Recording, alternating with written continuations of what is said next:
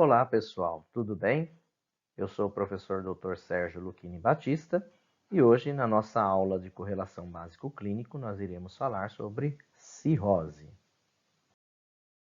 Caso clínico de hoje, Tadeu, masculino, pardo, 58 anos, casado, torneiro mecânico, tem ensino médio completo, é católico, procedente natural de Cravinhos.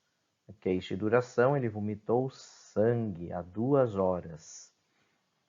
Na história da moléstia atual, refere episódio inédito de hematêmese. Então, pessoal, êmese é o nome técnico para vômito e hemato, sangue, né?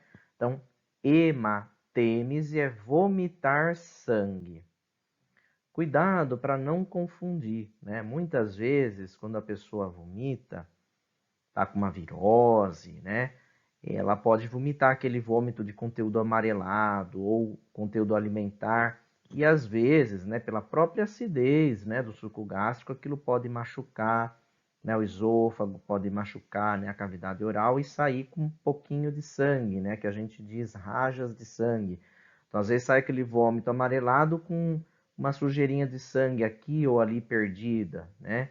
Isso aí não é vomitar sangue. Vomitar sangue, hematêmese, é o vômito de conteúdo avermelhado mesmo, totalmente sanguinolento, tá? Então, vomitou sangue mesmo, sangue vivo, tá? Então, hematêmese de grande volume há 2 horas atrás. Revela que vem percebendo aumento progressivo do volume abdominal nos últimos 6 meses. No interrogatório dos diversos aparelhos, nada digno de nota. Nos antecedentes pessoais, está em investigação de cirrose hepática. Antecedentes familiares, nada digno de nota. E de hábitos de vida, etilismo há 30 anos. Consome pelo menos um corote de pinga por dia, né? No exame físico, em regular estado geral, corado, hidratado, ictérico, aqui graduado 2 cruzes em 4. Trago aqui para vocês uma icterícia, né? Então a gente observa que o amarelado nos olhos, né? A esclera está amarelada. Aqui seria uma icterícia 4 cruzes em 4, muito evidente, né? Acianótico, afebril, consciente e desorientado no tempo. Teleangiectasias em face, que a gente vê aqui nessa figura, os vasos na face, e o eritema palmar. E flapping presente. O flapping é quando você pede para fazer a extensão do punho e o paciente ele apresenta um tremor não intencional, né, quando você pede para ele manter a extensão do punho. O aparelho respiratório tórax sem abaulamentos ou retrações, expansibilidade preservada, murmúrio vesicular presente, simétrico, sem ruídos adventícios, frequência respiratória 20 incursões por minuto. No aparelho cardiovascular, o ritmo regular em 2 tempos, bulhas normofonéticas, sem sopros, frequência cardíaca de 96 batimentos por minuto, pressão arterial de 90 por 60 milímetros de mercúrio. O abdômen globoso, olha lá. Vejam o abdômen aqui globoso, olha lá, viu?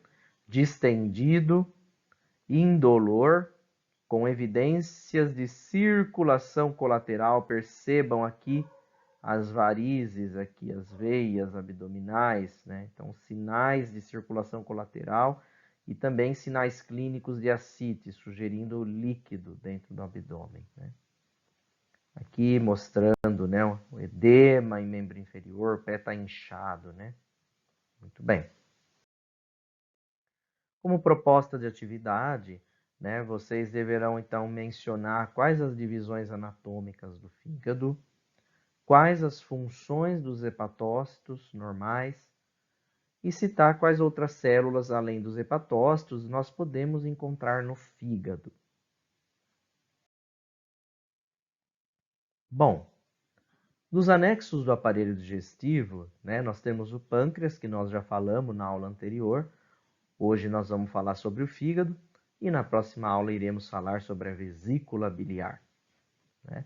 E esses anexos, né, eles se comunicam através aí de ductos, né? As vias biliares, elas são comuns, né? Elas desembocam, né, se unificam e se desembocam ali na papila de Vater, né, no duodeno. O fígado é a maior glândula do corpo. Ele se localiza no quadrante superior direito, principalmente, do abdômen, e uma parte dele no quadrante superior esquerdo, né? Na região, se a gente considerar aquela divisão anatômica, né, em 8 segmentos, ele estaria em região de hipocôndrio direito, epigástrio e às vezes alcançando um pouquinho o hipocôndrio esquerdo, mas principalmente hipocôndrio direito e epigástrio, né?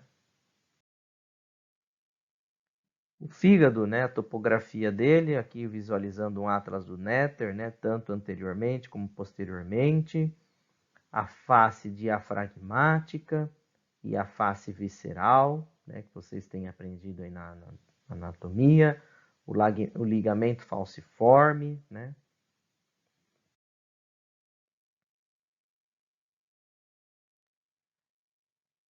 O fígado tem como suprimento sanguíneo principal a veia porta, não é? 70% desse suprimento sanguíneo vem, então, através da drenagem venosa do intestino, né? Então, praticamente tudo que você vai absorver da sua alimentação, né? Vai ser absorvido pelo intestino, atingir a circulação venosa, tudo isso vai acabar passando pelo fígado, né? Então, o fígado vai ser o primeiro órgão que vai receber e processar tudo aquilo que você absorveu na tua alimentação, né? Uma exceção se faz aí uma parte dos lipídios que pode entrar através da via linfática e desembocar lá na veia cava superior, né? E aí alcançar a circulação sistêmica sem ter essa primeira passagem hepática que a gente costuma dizer. E lembrando que essa circulação venosa ela é pobre em oxigênio, de forma que tem a artéria hepática, né, responsável por 30% do suprimento sanguíneo e que vai ser responsável por manter a oxigenação do fígado, né? Os ductos hepáticos, que vão retirar então a bile do fígado, né, todos aqueles produtos de excreção do fígado, né, saem pelo ducto hepático. E temos as veias hepáticas que vão, através de veia cava, né, retornar esse sangue aí para a circulação. O fígado metaboliza e acumula nutrientes e além de eliminar substâncias tóxicas. O fígado é um grande órgão armazenador de ferro, de glicogênio e de vitaminas A, D, E, K e B12. Há quem goste de comer o bife de fígado, né? Então, bife de fígado é muito bom para quem tem anemia, né? Histologia. O fígado, então, ele é formado pelos hepatócitos, que ficam, como a gente pode ver aqui, nessa figura, eles ficam enfileirados entre si, né? Ficam todos enfileiradinhos. Nós temos os lóbulos, né, que se encostam uns nos outros em quase toda a sua extensão no fígado, né, que é um conjunto aí de hepatócitos. E vai ter os espaços porta, né, delimitando aí esses lóbulos. Os espaços portas, eles são constituídos por vasos sanguíneos interlobulares e uma vênula, que vem da veia porta, e vasos linfáticos e um ducto biliar. E os vasos interlobulares ramificam-se em vasos distribuidores que circundam os lóbulos e os capilares sinusoides, que vão facilitar a passagem de macromoléculas para os hepatócitos e vão desembocar na vênula central, né? Lá na frente. Nós também encontramos no fígado as células de Ito, que são as células estreladas hepáticas, e que ficam situadas no espaço de Disse, entre os sinusoides e os hepatócitos. Vejam bem, os sinusoides hepáticos, eles são capilares altamente permeáveis, eles têm como se fossem buracos na sua parede, né? Então, permitindo que o que está no intravascular vá livremente para o hepatócito. E aí a célula de Ito se torna, né, o primeiro vigilante ali, vamos dizer assim, né, que vai, né, ser uma barreira aí entre o que está saindo do vaso e chegando para o hepatócito. As células de Ito armazenam principalmente vitamina A e produzem fatores de crescimento e componentes da matriz extracelular, como fibras reticulares, né? E ela está envolvida aí nos processos de fibrose hepática, quando tem cirrose, não é? E as células de Kupfer, que nada mais são do que macrófagos. São macrófagos que migraram para o fígado e lá residem, né? Então, quando eles saem do intravascular, eles não retornam mais, eles ficam por lá. Então, quando eles estão lá, eles são chamados aí de células de Kupfer. E eles revestem também os sinusoides, fagocitam hemácias velhas, bactérias e vírus e materiais particulares presentes no sangue. E fazem a digestão da hemoglobina e produção da bilirrubina. Então, aqui, estrutura, né, dos lóbulos hepáticos, onde a gente vê os espaços porta, e a gente vê, então, a drenagem venosa para a veia central e depois vai embora, né, para cair. Então, espaço porta, histologicamente representado, você vai ter uma vênula, uma arteríola e um ducto biliar. E a veia central, que é para onde vai embora o sangue que já passou ali, então, pelos hepatócitos, né? Que tem um capilar ali bem fininho, né?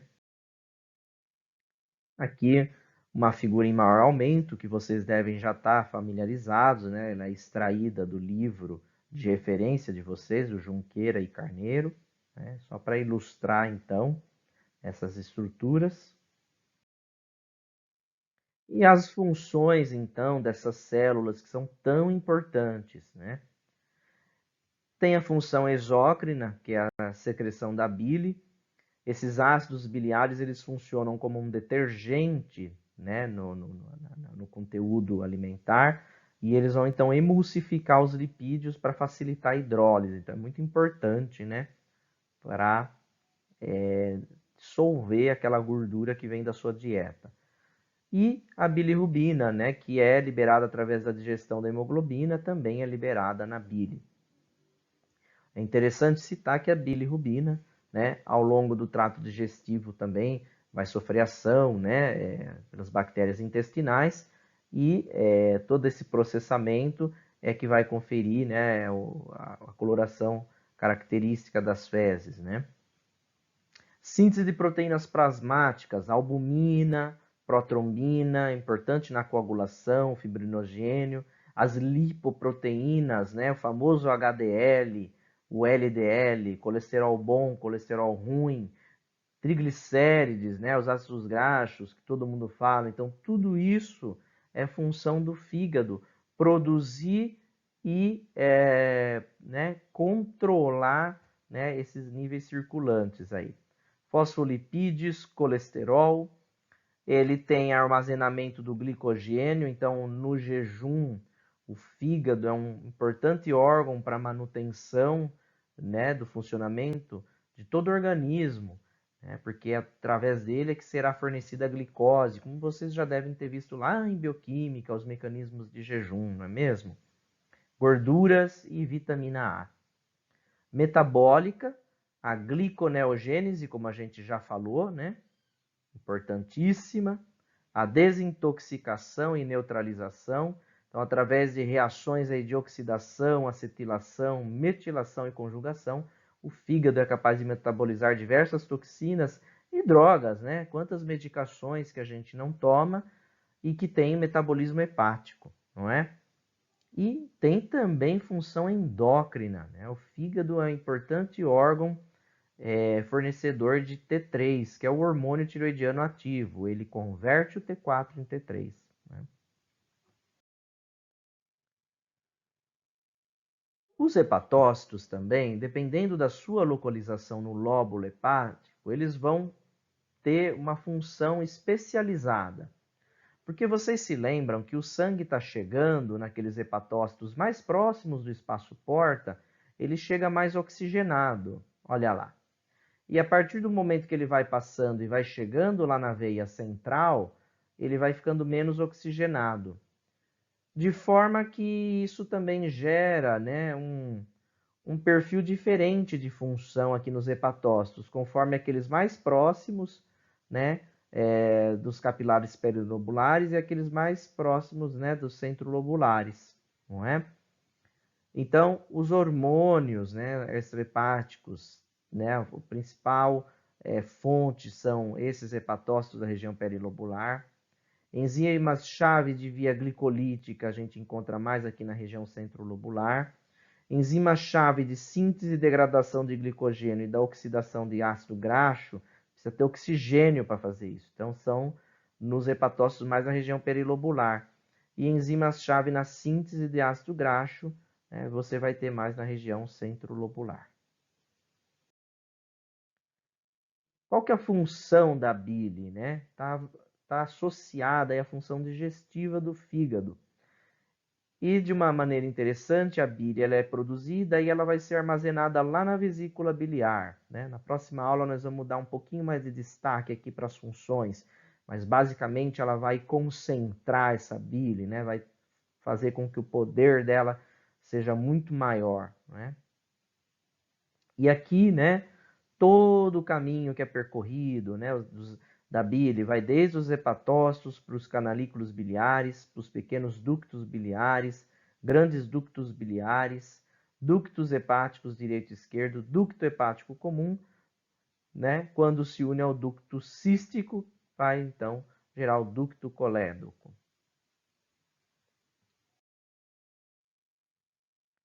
E outro ponto importante quando a gente está falando, né, aqui do fígado, é mencionar as anastomoses portosistêmicas que a gente tem, então, no aparelho digestivo. Porque, veja bem, todo órgão, quando ele é irrigado, né, por sangue arterial, ele vai devolver esse sangue, né, depois para o sistema venoso.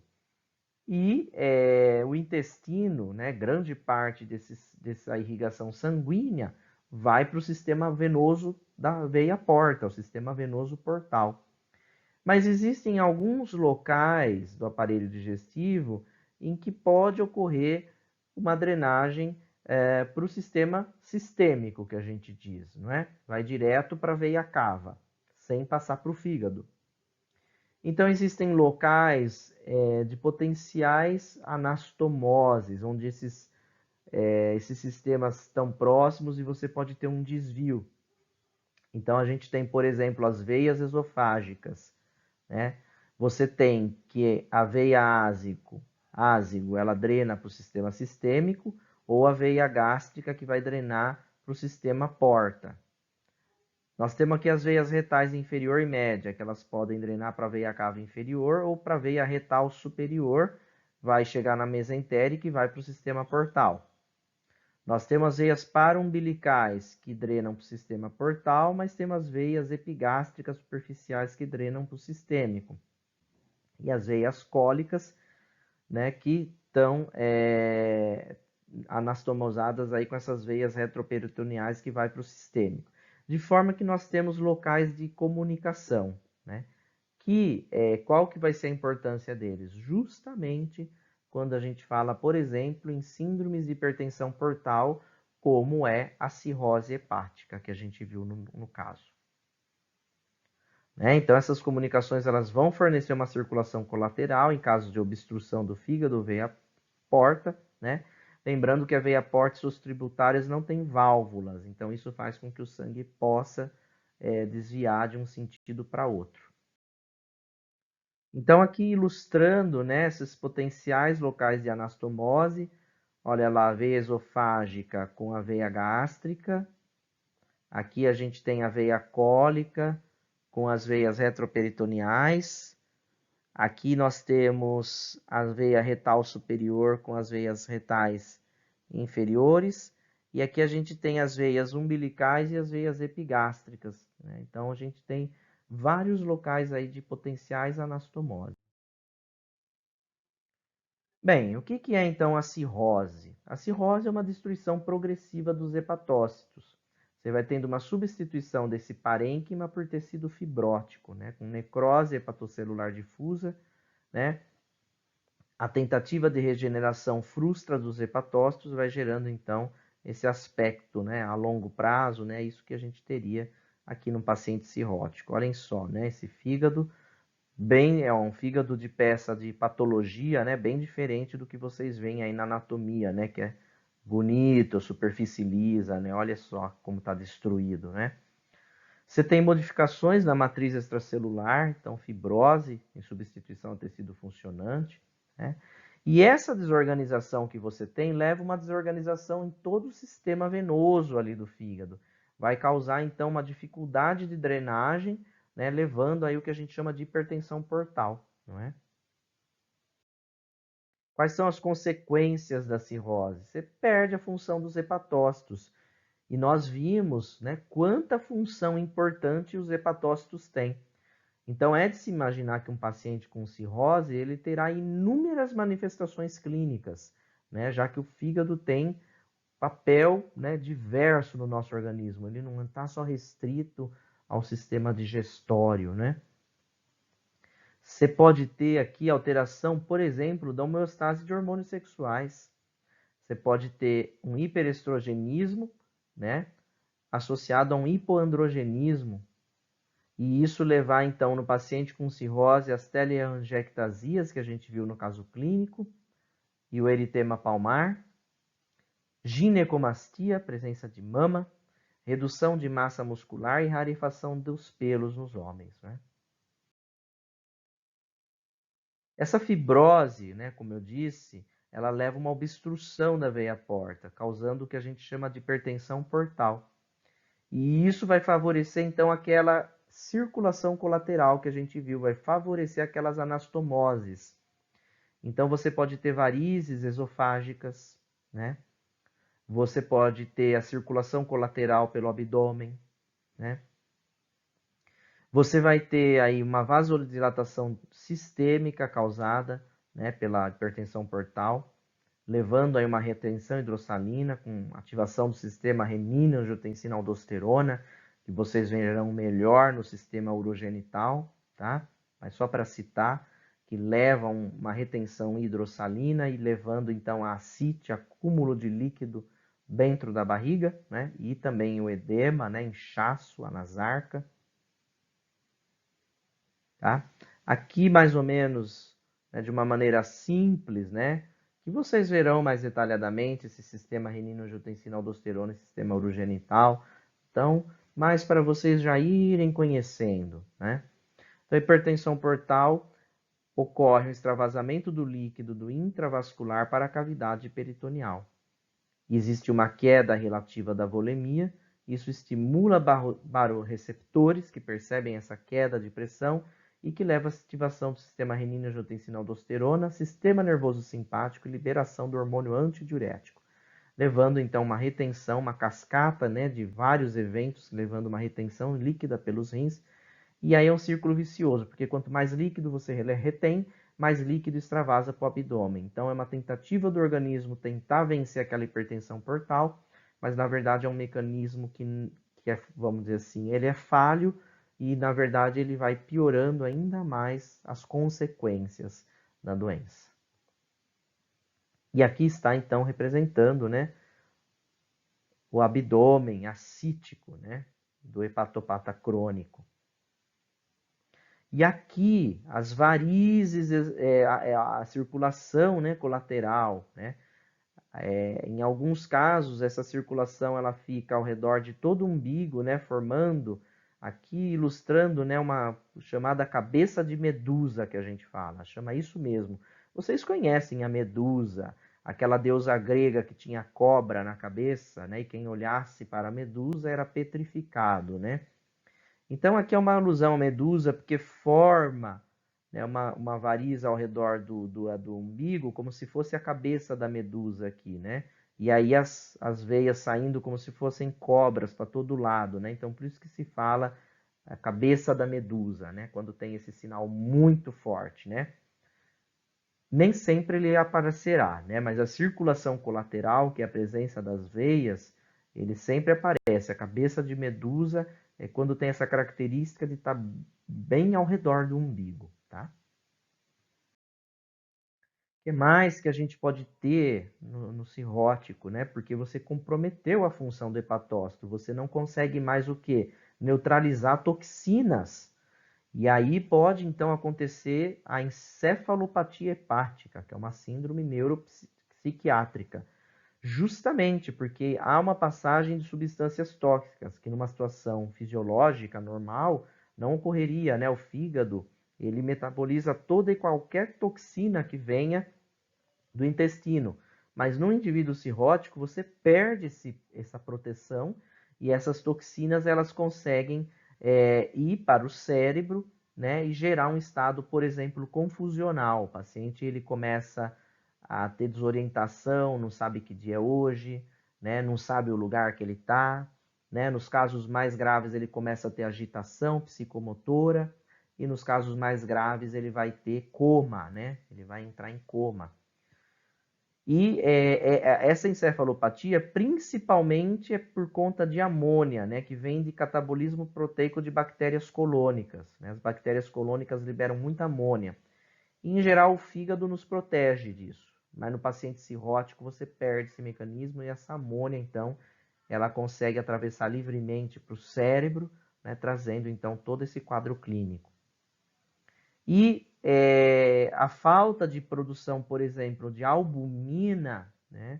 Que o fígado produz albumina, que é uma principal proteína aí que gera, né, uma pressão oncótica, né, dentro do vaso, segurando o líquido. Quando você perde essa proteína, essa pressão oncótica diminui e você começa a ter extravasamento de líquido, né? Principalmente nos membros inferiores. Se isso for se agravando, esse extravasamento líquido ele pode ocorrer no corpo inteiro, que é o que a gente chama de anasarca, né? Então, como vocês veem, né, é importante conhecer as funções dos hepatócitos, que são inúmeras, porque a gente entende então que numa situação de doença, né, a perda dessas funções vai ter diversas repercussões clínicas, não é? No nosso paciente, por que ele vomitou sangue? Né? Vamos pensar. Ele tem cirrose e provavelmente ele tem hipertensão portal. A hipertensão portal levou provavelmente à circulação colateral ali no abdômen, que a gente viu, e varizes esofágicas. As varizes esofágicas, né, são facilmente rompidas e podem levar a sangramento. E esse sangue, então, do esôfago, ele vai se acumulando no estômago. Se esse sangramento for muito volumoso, o paciente acaba, então, apresentando vômito com sangue. Foi provavelmente isso que aconteceu com o nosso paciente.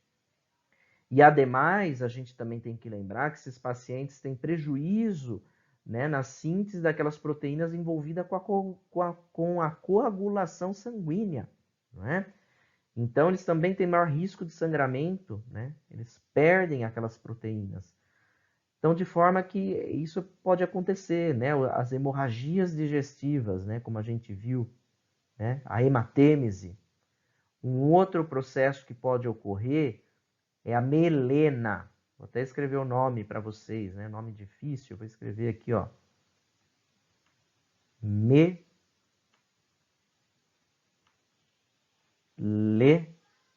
E saiu meio torto, mas dá para vocês entenderem. Melena. Ixi, saiu muito torto, né, gente? Mas dá para vocês entenderem. O que é essa melena? A melena, pessoal, é quando o sangue, né, ele fica no estômago e ele é digerido e vai para o intestino e sofre todo o processo de digestão, né, no intestino, fermentação das bactérias, e aí ele sai nas fezes com um aspecto de borra de café. O que é isso, professor? Vocês já fizeram um café? Né? Não fica aquele café depois que você coou aquele café no coador, aquele café, né, que ficou molhado, olha, aquilo lá é borra de café. E então, quando você tem esse tipo de manifestação no paciente, do sangue digerido, ele sai com esse aspecto de borra de café negro, enegrecido, é muito escuro, né? Tá? Então a gente chega a dizer que é da cor do asfalto, aquele negro preto da cor do asfalto, tá? Então, se o paciente refere, por exemplo, fezes em borra de café, com aquele aspecto mesmo enegrecido, pode estar sugerindo um sangramento digestivo também, né? Isso também ocorre no paciente hepatopata, né? Então, é um paciente que apresenta aí múltiplas comorbidades. A barriga d'água, né, que popularmente é conhecida, a ascite, né, conhecida como barriga de água, né? Existe até uma doença que se chama barriga de água, né? Porque se remete aí à ascite causada pelo esquistossoma mansoni, né? No caso do esquistossoma mansoni, ele dá uma fibrose, né, periportal e ele dá uma síndrome de hipertensão portal, é característico, né, da esquistossomose. Mas então o termo barriga d'água se refere à ascite, né? Então no paciente hepatopata crônico, nós também temos ascite, aquele acúmulo, né, de volume abdominal, né, pode trazer repercussões clínicas importantes para o paciente. Ele pode ter infecção daquele líquido, né, ele pode necessitar de tratamento de antibiótico. Em casos em que aquela ascite é muito volumosa, eventualmente você precisa drenar aquele líquido. É um processo, é um fenômeno chamado paracentese, né? Então, realmente é uma doença que ilustra, né, muito a importância dos hepatócitos, que vocês estão aprendendo agora, né, a importância desse órgão aí, o fígado, tá bem? Bom, por hoje é isso, né? Se vocês tiverem dúvidas, vocês podem deixar aqui, logo abaixo do vídeo, seu comentário ou através do portal.